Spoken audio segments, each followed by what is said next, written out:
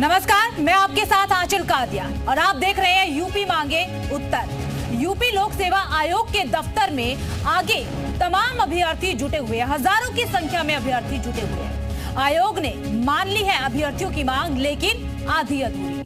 आयोग ने PCS pre परीक्षा को एक दिन में एक शिफ्ट में कराए जाने को लेकर के फैसला कर लिया है। छात्र आयोग के इस फैसले से खुश है, लेकिन एआरओ परीक्षा को लेकर छात्र अभी भी आयोग के कार्यालय के बाहर धरना प्रदर्शन कर रही है। दरअसल एआरओ की परीक्षा आयोग ने फिलहाल स्थगित कर दी है।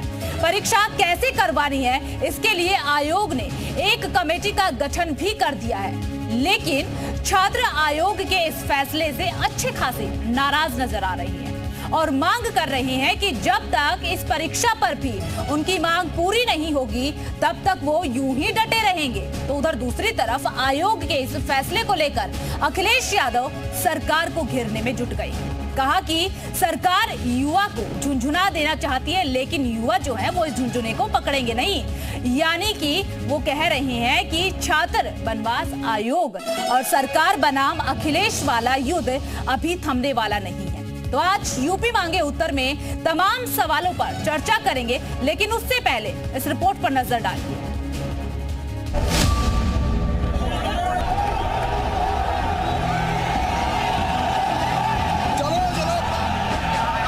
सीएम योगी ने संज्ञान लिया तो यूपी लोक सेवा आयोग को भी अपने कदम पीछे खींचने पड़े, जिसके बाद फैसला लिया गया कि छात्रों की परीक्षा एक दिन और एक शिफ्ट में ही होगी। पीएससी 2024 की प्री परीक्षा को एक दिन में कराया जाएगा, जबकि एआरओ 2023 की परीक्षा के लिए समिति का गठन किया गया, जो पूरी प्रक्रिया पर अपनी रिपोर्ट जल्द से जल्द आयोग को देगी। आयोग ने परीक्षा को लेकर के जो एक दिन परीक्षा कराए जाने की मांग थी उसको मान लिया है। आयोग ने कहा है कि जो 3 सदस्यीय कमेटी आयोग बनाएगा और 3 सदस्यीय कमेटी उसमें किस तरीके का क्या प्रोसेस होगा, नॉर्मलाइजेशन को लेकर के कैसे उसका समाधान निकाला जाएगा, इसको लेकर के एक मंथन होगा। एक 3 सदस्यीय कमेटी जो है वो विचार करेगी, लेकिन ये परीक्षा जो पीसीएस 2024 की प्री है वो एक दिन में ही कराई जाएगी। सरकार ने छात्रों की बात मान ली, मगर इस फैसले पर प्रदर्शनकारी छात्रों की अलग अलग राय थी। अनाउंसमेंट कर दिया है कि एग्जाम पीसीएस का कि 7-8 दिसंबर को जो होने वाला था वो अब नहीं होगा, उसको स्थगित किया जा रहा है। 1 डे 1 शिफ्ट होगा, कोई नॉर्मलाइजेशन नहीं होगा। पीसीएस को लेकर क्लियरिटी है, लेकिन आरओ को लेकर अभी सारे जो हमारे छात्र भाई हैं उनमें असमंजस की स्थिति बनी हुई है। जारी रहेगा आंदोलन, जब तक आरओ का भी नोटिस नहीं जारी करेंगे तब तक आंदोलन जारी रहेगा। मांग है कि पीसीएस की तरह आरओ को भी 1 शिफ्ट 1 डे किया जाए, जिससे छात्रों में एक समाहित बना रहे। अखिलेश यादव इस मुद्दे के बहाने बीजेपी पर जमकर बरसे और परीक्षा के साथ पेपर लीक के मुद्दे पर योगी सरकार को घेर लिया, जिस पर बीजेपी ने भी पलटवार किया। सरकार अधिकारियों के माध्यम से अन्याय हो रहा है और जो तस्वीरें या वीडियो देखने को मिल रहा है, बताओ, दिव्यांग बेटी का वैसाखी छीन लेना, महिला पुलिस ना आकर के पुरुष आकर के उठा ले जाने हैं बेटियों को, बहनों को, और वर्दी में ना करके दूसरी ड्रेस में नौजवानों को उठा ले जाए। ये कहाँ का लोकतंत्र है? विपक्ष के लोग हर चीज में राजनीति खोजते हैं। अपने असामाजिक तत्वों के माध्यम से शांतपूर्वक और मेधा शक्ति के अच्छे विद्यार्थियों के बीच में भी वो हिंसा का तांडव कराना चाहते रहे, लेकिन वो असफल रहे। छात्रों का ये प्रदर्शन पिछले 4 दिनों से चल रहा था, लेकिन जब सीएम योगी ने छात्रों की मांगों का संज्ञान लिया, तब जाकर पुराने नियम के मुताबिक ही परीक्षा कराने का फैसला लिया गया, जिसके बाद अब परीक्षा एक ही दिन और एक ही शिफ्ट में होगी। लेकिन छात्रों ने भी साफ कर दिया कि जब तक एआरओ 2023 का नोटिफिकेशन जारी नहीं होगा तब तक प्रदर्शन खत्म नहीं करेंगे। लखनऊ से प्रीति श्रीवास्तव के साथ विशाल रघुवंशी और मोहम्मद गुफरान, प्रयागराज, जी मीडिया। चलिए चर्चा की शुरुआत करेंगे, लेकिन उससे पहले आपको बता देते हैं कि आज के सवाल क्या कुछ रहने वाले हैं। दरअसल पूरी हुई डिमांड तो फिर आंदोलन क्यों? सबसे पहला सवाल यही रहने वाला है। कब आंदोलन खत्म करेंगे छात्र? दूसरा सवाल ये रहने वाला है, क्योंकि लगातार छात्र अभी भी बाहर बैठे हुए आयोग के और धरना दे रही है। एआरओ परीक्षा एक दिन में क्यों नहीं करवा सकता है आयोग? सबसे महत्वपूर्ण सवाल। छात्रों का धरना विपक्ष के लिए क्या मौका बन गया है? एक ये भी सवाल लगातार उठ रहा है। तो चलिए अब चर्चा की शुरुआत करते हैं। हमारे साथ खास मेहमानों का जो पैनल है वो जुड़ चुका है, उनके साथ चर्चा की शुरुआत करते हैं। बीजेपी के प्रवक्ता एसएन सिंह हमारे साथ जुड़ चुके हैं, तारिक अहमद लारी नेता समाजवादी पार्टी के हमारे साथ जुड़ चुके हैं, प्रशांत पांडे मीडिया प्रभारी प्रतियोगी हमारे साथ जुड़ चुके हैं छात्र संघ समिति के, इसके साथ ही विशाल रघुवंशी प्रयागराज से हमारे सहयोगी जुड़ चुके हैं। सबसे पहले चर्चा की शुरुआत करने से पहले हम विशाल का रुख करते हुए, विशाल फिलहाल किस तरीके की तस्वीरें आप वहां पर देख पा रहे हैं और आपके आसपास छात्र जो नजर आ रहे हैं उनसे भी बातचीत कीजिएगा कि आखिरकार कब ये धरना खत्म करने वाले हैं छात्र? नहीं, देखिए लगातार जो प्रदर्शन है वो जारी है। मैं अपने कैमरा सहयोगी चाहूंगा कि तस्वीरें जो हैं एक बार जरूर दिखाएं, क्योंकि देख सकते हैं आप कि यहाँ पर तमाम छात्र जो हैं वो अभी भी डटे हुए हैं। मांग केवल यही है कि आरओ और एआरओ को लेकर जो नोटिफिकेशन है वो जारी करेंगे, उसके बाद ये तरह हमारे साथ तमाम देखिए कि आप लोग अभी कब तक जो है प्रदर्शन करेंगे, क्योंकि देखिए जब तक हमारी आरओ एआरओ की मांग नहीं पूरी होती, क्योंकि योगी जी ने जो छलावा किया छात्रों के साथ, जो दो अंग्रेजों की नीति अपनाई, फूट डालो और राज करो वाली, ये फूट डालो राज करो नीति यहाँ नहीं चलेगी। ये छात्र है, नौजवान है, यहाँ आरओ जब तक मांग दोनों हमारी मांग नहीं मानी तब तक हमारा आंदोलन जारी रहेगा। आप लोग जो है लगातार पीसीएस को लेकर जो है आदेश आ गया, लेकिन आरओ और एआरओ को लेकर आदेश नहीं आया है, तो कब तक आप लोग प्रदर्शन करोगे? हम लोग का यही प्रदर्शन है, जब तक हम लोग की मांग पूरी नहीं हो जाती तब तक हम लोग आरओ एआरओ की प्रदर्शन और पीसीएस की दोनों की करते रहेंगे, अनवरत करते रहेंगे। अगर हमारा अनशन पे बैठना पड़ेगा तब तक हम लोग बैठेंगे। जब तक हमारी मांगे पूरी नहीं हो जाती आरओ एआरओ की, तब तक हम यहाँ आंदोलनरत हैं। और संजय सिन्हा जी को बता देना चाहते हैं, फूट डालो राज करो की नीति जो अपनाया जा रहा है,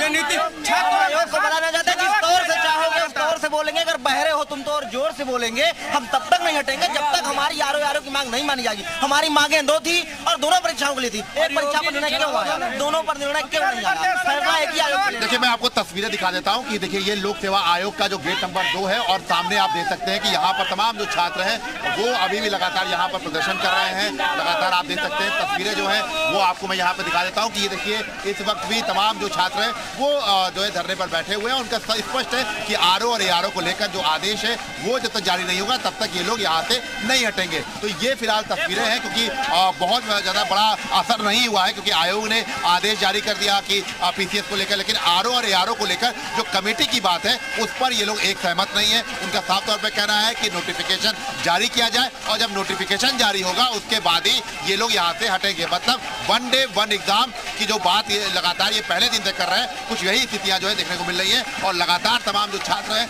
वो यहाँ पर प्रदर्शन करते हुए नजर आ रहे हैं, चाहे सवेरे का वक्त हो चाहे रात का वक्त हो। आज चौथा दिन है और चौथे दिन भी लगातार ये प्रदर्शन जो है। चलिए ठीक है विशाल, आप अपनी नजर बनाए रखिएगा। एक बार फिर से आपका रुख करेंगे प्रशांत पांडे से चर्चा की शुरुआत करते हुए। प्रशांत, देखिए आपने देखा होगा आज किस तरीके से दिन भर घटनाक्रम प्रयागराज में देखने को मिला है। लाठीचार्ज भी हुआ है, पुलिस बल का इस्तेमाल भी किया गया है। उसके बाद अंत में सरकार की तरफ से आधी अधूरी मांग जो है वो मान ली गई है। इस पे सबसे पहला टिक क्या रहेगा आपका? माननी है तो कम से कम पूरी मांग माननी चाहिए थी, और मांग कहीं से भी अनुचित नहीं है। मैं जानकारी के लिए बता देना चाहता हूं कि यही परीक्षा, जिस परीक्षा को अभी भी कमेटी गठित करने की बात हो रही है, समीक्षा अधिकारी, सहायक समीक्षा अधिकारी 2023 के लिए, वही परीक्षा 11 फरवरी 2024 को एक बार में एक शिफ्ट में एक साथ कराया गया था। अगर आयोग को दिक्कत हो रही है, उनके पास व्यवस्था नहीं है, तो जो 55 जिलों में परीक्षा कराया गया था उसको 41 जिले करने के बजाय उनको 75 करना चाहिए था। आगे बढ़ा जाता है, पीछे नहीं घटा जाता, चीजें आगे बढ़ती हैं।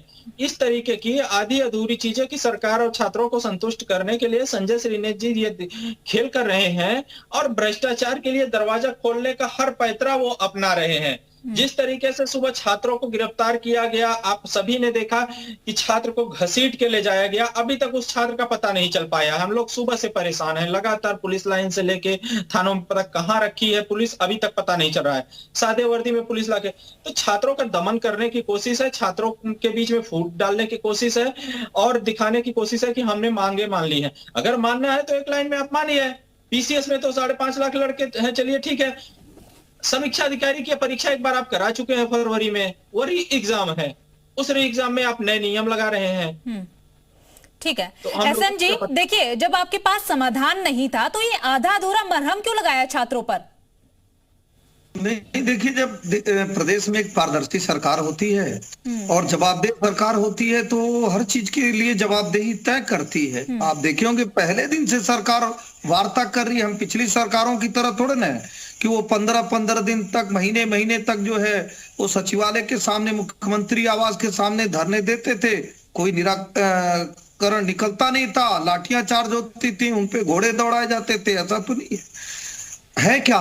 जो छात्र हैं वो अगर हमसे अपनी मांग को नहीं मांगेंगे तो किससे मांगेंगे? और सरकार तो तत्परता से इस बात के लिए तैयार है कि पारदर्शी तरीके से, कैसे भी सुंदर तरीके से एग्जाम हो सके, क्योंकि कुछ दिन पहले कुछ एग्जामों में गड़बड़ियां पाई गई थी, चाहे वो पेपर लीक का मामला था या जो भी। तो छात्रों के भविष्य को, उज्जवल भविष्य को पारदर्शी तरीके से सुनिश्चित करने के लिए ऐसी चीजें की जा रही है। जब लगा कि नहीं, छात्र कह रहे हैं कि नहीं, हम एक दिन में ही चाहते हैं, हालांकि स्केलिंग पद्धति होती है। हमारे बड़े भाई मित्र यहाँ पर बैठे हैं, वो जानते हैं। पहला सवाल इन लोगों का था कि ऐसा ना हो कि पहली पाली में सरल सवाल आ जाए और दूसरे में कठिन आ जाए, तो इस नाते हमको परेशानी होगी। निश्चित तौर पे सरकार से आपने कहा, सरकार सुनी न, सरकार को दिक्कत में जो वहां अभ्यर्थी हैं उनको दिक्कत समाजवादी पार्टी को है, क्योंकि अपनी सरकार में 3-4 एग्जाम्पल दूंगा। 2012 से 17 की सरकार होती है और 37,000 सीधी भर्ती समाजवादी पार्टी करती है। 2015 में बिल्कुल कोट करके कहूंगा, 2015 में सुहासिनी अली का कॉपी ही बदल जाता है और उस समय हाईकोर्ट का दरवाजा खटखटाया जाता है, बहुत सारे लोग धरना प्रदर्शन करते हैं, सरकार के कान पे जू नहीं रेंगता है। तीसरी चीजें कहूंगा, 2011 में श्री अनिल यादव जी, जिनकी समाजवादी पार्टी है, इंटरव्यू में अधिक नंबर देकर मेरिट में, और 86 लोग जो होते हैं वो ओबीसी वर्ग के होते हैं, 86 अभ्यर्थियों का रिजल्ट आता है और ताज्जुब करेंगे आप कि उसमें से 50 लोग यादव जाति के हो जाते हैं। तो मुझे लगता है कि इस तरह की सरकारें चली जो इस समय भी चाह रही हैं कि हम ऐसे अराजकता फैला के बेमनुष्यता समाज में फैलाने का कार्य करें। भारतीय जनता पार्टी की सरकार है, जनता की सरकार है, अभ्यर्थियों की सरकार है, और कोई भी फैसला जो जनहित में होगा, जो छात्रों के हित में होगा, वही किया जाएगा। आप देखेंगे 4 दिन में ऐसी तो नहीं कि सरकार मिली ही नहीं, लेकिन अखिलेश यादव जी के समय के लगभग हजारों लाखों ऐसी चीजें हैं जिसमें अखिलेश यादव जी मिलते ही नहीं थे, सुनते ही नहीं थे, मनमानी पना करते थे। ठीक है, एसपी नेता तारिक अहमद अली हमारे साथ जुड़े हुए हैं। तारिक जी, आपकी सरकार में तो छात्रों से मुलाकात ही नहीं हो पाती थी, अखिलेश यादव मिलने ही नहीं पहुंचते थे। आपने एसएनजी को सुना होगा, कितने बेबाकी से आप पर तमाम आरोप लगा रहे हैं। लेकिन साथ ही साथ एक सवाल ये भी रहेगा कि आज जब योगी सरकार ने छात्रों की बात सुनी, आधी अधूरी ही मांग सही, लेकिन मांग तो मान ली, फिर आपकी पार्टी को टेंशन क्यों हो रही है? देखिए, पहली बात है, मेरा नाम तारिक अहमद अली नहीं, तारिक अहमद लारी है, नाम को ठीक है, माफ कीजिएगा, तारिक अहमद लारी। दूसरी बात यह है मैडम कि समाजवादी पार्टी का जन्म ही छात्र राजनीति से हुआ है, तो छात्रों की बात ना मानना ये बहुत मुश्किल का काम है। और ये जो फालतू की इधर उधर की मुद्दे से भटकाने की बात कर रहे हैं और अखिलेश जी की बात कर रहे हैं, इन लोग का बगैर अखिलेश जी का नाम लिया खाना ही नहीं हजम होता है।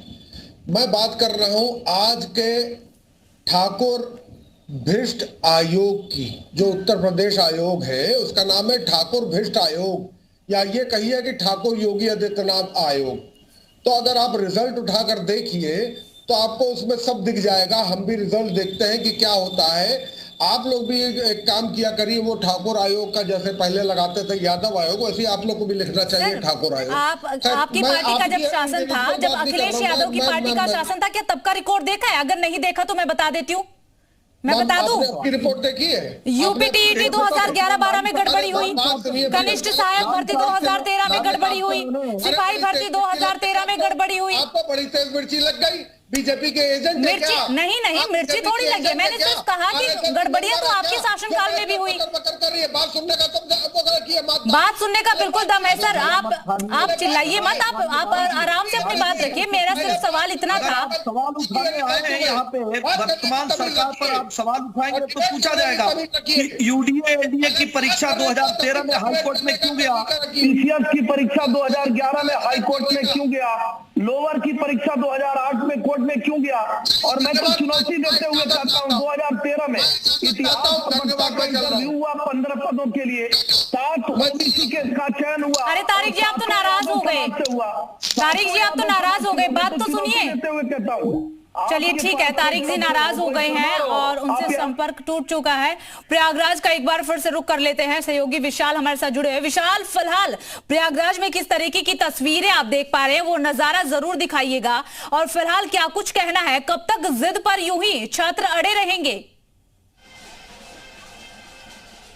देखिए बिल्कुल हम छात्रों की बात भी जो है अभी करेंगे, लेकिन आपको एक तस्वीर दिखाना बेहद जरूरी है क्योंकि रात का 8:15 बज रहा है। लेकिन आप देख सकते हैं कि तमाम जो छात्र हैं वो इस तरह की तस्वीरें दिखाकर ये मैसेज देने की कोशिश कर रहे हैं कि वो कहीं भी नहीं जा रहे हैं, वो यहीं बैठेंगे, यहीं प्रदर्शन करेंगे और जब तक आरओ और एआरओ को लेकर नोटिफिकेशन नहीं जारी होगा तब तक ये होगा।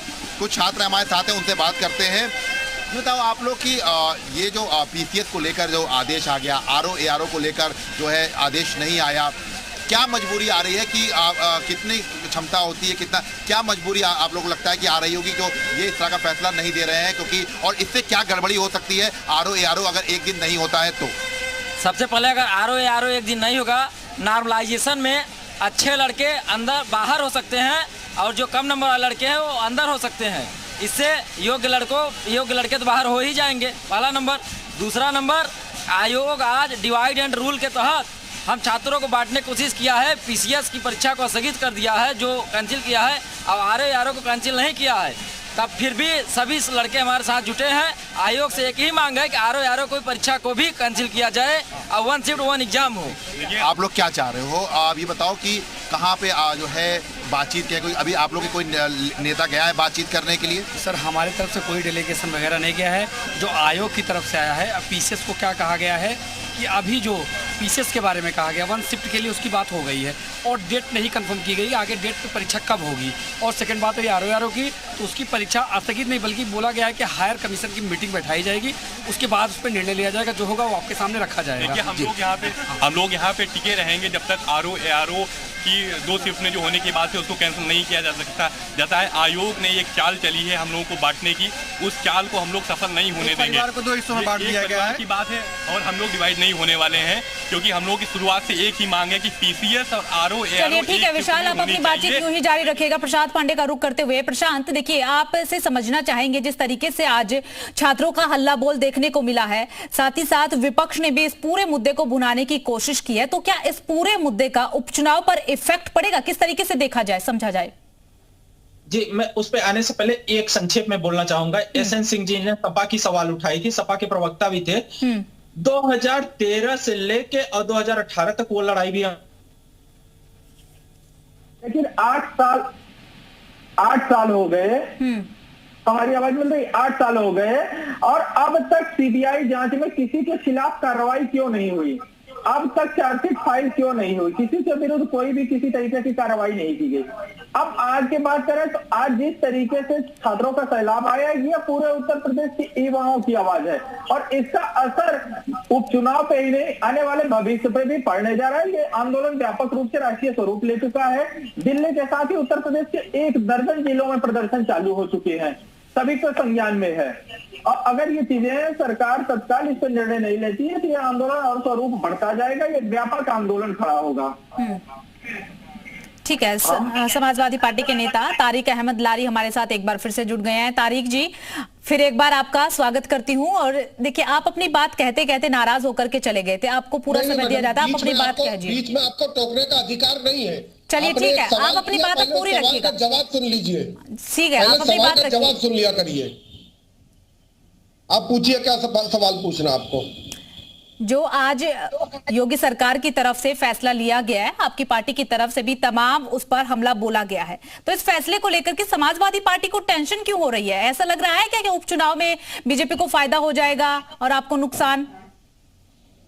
देखिए आप जो बात कर रही है वो ठाकुर अजय सिंह भ्रष्ट आयोग यानी ठाकुर योगी आदित्यनाथ आयोग की बात कर रही हैं, तो वहां फैसले सिर्फ वही होते हैं। आप अभी इधर के इनके पिछले 6 साल के 7 साल के आप उठा के जो रिकॉर्ड्स देखने वो देखिए, तो उसमें आपको 85% ठाकुर लोग एडमिट होकर मिलेंगे। तो इसको ठाकुर फैसला कर रहे हैं, आतिक अहमद वाला फैसला कर रहे हैं, अपराधियों वाला फैसला कर रहे हैं, दुष्कर्मियों वाला फैसला कर रहे हैं। अरे हमारे लिए जांच नहीं मायने रखता है, हमारे लिए भारतीय धर्म मत मजहब माने नहीं रखता।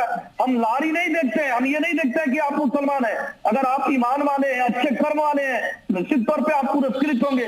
लेकिन नहीं, अगर आप मुसलमान हैं और आप सोचेंगे कि आप 500 सलाहों के साथ धमकाने का कार्य करेंगे, जैसे समाजवादी पार्टी के लोग कहते हैं कि हम तो एंकर को ही उठवा देंगे, हमारी सरकार होगी, तो यही बताने का कार्य किया जाएगा कि हाँ, आप सही कह रहे हैं, योगी आदित्यनाथ जी की सरकार है, इसमें एंकर नहीं, एक समान से व्यक्ति को भी आप नहीं उठा सकते। वो समाजवादी पार्टी की सरकार रही होगी, अपहरण वाली, जातिवाद वाली, एमवाई समीकरण चलाने वाली, बात कर लूं का कार्य करती है, जो मुसलमानों को प्रवक्ता बनाकर मुख्यमंत्री का प्रयोग कराती है। चलिए ठीक है, एसएन जी बोलने का मौका दे दीजिए उन्हें भी। ठीक है एसएन जी बोलने का मौका दे दीजिए। आपको भी दिया था, आपकी बात सुनी थी ना, जब आपने अपनी बात रखी, बीच में किसी ने इंटरप्ट नहीं किया। उन्हें बात रखने दीजिए, फिर आपको भी अवसर दिया जाएगा। एक एक करके बात रखेंगे तो समझ में आ जाएगी ना। छूट नहीं मिलेगी कि आप और किसी तरीके से चुने हुए मुख्यमंत्री के बारे में कुछ भी कहें। आराम से बैठिए। चलिए ठीक है, हो गया एसएन जी। ठीक है एसएन जी, शांति बनाए रखिए, संयम जरूरी होता है, संयम तो रखिए। उन्हें बात रखने दीजिए, फिर आप रख लीजिएगा। ठीक है एसएन जी। अभी मुस्लिम समाज को तारिक जी नहीं कहेंगे, हो सकता है कि इनका दिमाग खराब हो सकता है कि इनके अंदर बासीपना आ गया हो, लेकिन हम सब समाज को थोड़े ना कहेंगे। आप सभी ठाकुरों को गाली दीजिए, आप कभी ब्राह्मण को गाली दीजिए। समाजवादी पार्टी कर तो यही रही है, केवल एम वाई को बचा रही है और वाई में भी अब केवल एम को बचा रही है और बाकी सबको गाली देने का कार्य कर रही है। आपसे 5 सवाल पूछा गया, आपकी सरकार में 2010 में, 11 में, 12 में, 13 में, 14 में सारे मामले हाईकोर्ट तक गए। एसएन जी, रिकॉर्ड तो आपकी सरकार का भी अच्छा नहीं है, रिकॉर्ड आपकी सरकार का भी अच्छा नहीं है। देखिए कोई भी सरकारों घोटाले होते हैं, कोई भी सरकारों घोटाले होते हैं। अभी नीट वाला मुद्दा उठा था, आप ही की सरकार है। चुनौती देते हुए कहता हूं, ठीक है ना एसएन जी, भारतीय जनता पार्टी की सरकार। एसएन जी शांति बनाए रखिए। अगर आप पूरा टाइम आप ही बोलते रहेंगे तो जो दूसरे लोग बैठे हैं उन्हें तो अवसर नहीं मिल पाएगा। ऐसे नहीं होगा ना, समय भी कम है। समय की अहमियत को भी समझिए ना सर। आप बीजेपी से तो अच्छा समय की अहमियत कोई समझता ही नहीं है, फिर भी आप ऐसी बातें कर रहे हैं। अब तारिक जी को बोलने दीजिए। अगर आप शांति बना लेंगे तो तारिक जी भी बोल लेंगे, अपनी बात रख लेंगे।